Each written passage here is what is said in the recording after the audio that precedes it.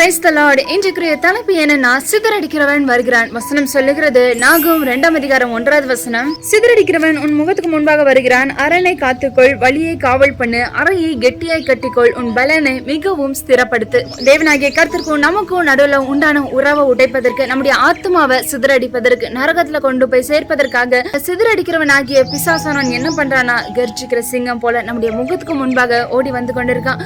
அவனிடத்துல இருந்து நம்ம தப்ப பாதுகாத்துக் கொள்ள படணும்னா நம்ம ஒரு சில காரியங்களை செய்யணும். அது என்னென்ன அப்படிங்கறத பத்தி தான் இந்த வீடியோல நம்ம பார்க்க போறோம்.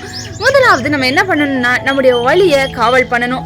சத்ருவானவன் நமக்குள்ள நுழையத்தக்க வழிகளை காவல் பண்ணணும். நம்முடைய கண்கள், நம்முடைய நாவு, நம்முடைய செவிகள், நம்முடைய கைகள், நம்முடைய சிந்தை, இருதயம், நம்முடைய கால்கள், இவை எல்லாவற்றையுமே தேவனாகிய கர்த்தருக்கு பிரியமில்லாத காரியங்களை செய்யாதபடிக்கு நம்ம காத்து கொள்ள வேண்டும். தேவனாகிய கர்த்தருக்கு பிரியமில்லாத காரியங்களை நம்முடைய கைகள், நம்முடைய கண்கள், நம்முடைய வாய் செய்ய தூண்டுச்சுன்னா சத்திய வார்த்தைகளை கொண்டு நம்முடைய உறுப்புகளை காத்துக்கொள்ளணும்.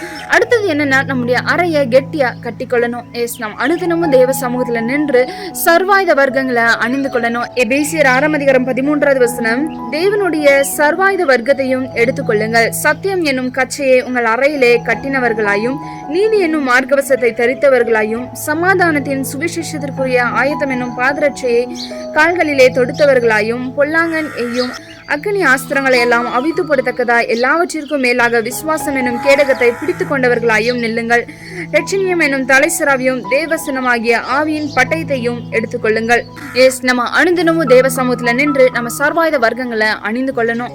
அதன் பிற்பாடு நம்ம நம்முடைய பலத்தை ஸ்திரப்படுத்தணும், உறுதிப்படுத்தணும். நம்மிடத்துல பலன் இல்லை அப்படின்னு சொல்ல வரல, வர்ற புயலை தாங்கிக்கிற அளவுக்கு தான் பலன் இல்லை. அதனால நம்முடைய ஆவிக்குரிய சரீரத்தை என்ன பண்ணணும்னா பலப்படுத்தணும். எப்படி பலப்படுத்துறது அப்படின்னு கேக்குறீங்களா? நம்ம அனுதினமும் அதிக நேரம் நம்ம என்ன பண்ணணும், தேவ சமூகத்துல நிற்கிறவர்களாக இருக்க வேண்டும். ஒரு போனை கூட எவ்வளவு நேரம் சார்ஜ் பண்றோமோ அந்த அளவுக்கு நம்முடைய போன்ல சார்ஜ் ஏறுமோ, இதே போலதான் நம்ம அனுதினமும் எவ்வளவு நேரம் தேவ சமூகத்துல காத்திருக்கோமோ அந்த அளவுக்கு நம்முடைய ஆவி பலப்படும், நம்முடைய முகமும் பிரகாசிக்கப்படும். இன்றைக்கு சிதறடிக்கிறவனாகிய சத்ருவானவன் உங்களுடைய ஆத்மாவை சிதறடிச்சிட கூடாது அப்படின்னு சொல்லிட்டு ஆசைப்பட்டீங்கன்னா, தேவனாகிய கர்த்தருக்கும் உங்களுக்கும் நடுவுல உள்ள உறவு உடைக்கப்படக்கூடாது அப்படின்னு சொல்லிட்டு ஆசைப்பட்டீங்கன்னா, தேவனாகிய கர்த்தருடைய உதவியோட, சத்திய வார்த்தையின் உதவியோட உங்களுடைய வழிகளை காவல் பண்ணுங்க. சர்வாயுத வர்க்கங்களை அனுதினமும் அணிந்து கொள்ளுங்க. அதன் பிற்பாடு உங்களுடைய ஆவியை பலப்படுத்துங்க, அந்த பலனை ஸ்திரப்படுத்துங்க. இதே மாதிரி அவருடைய சத்திய வார்த்தையோட மீண்டும் உங்களை சந்திக்கிறேன். Until then, stay tuned. Thank you. God bless you.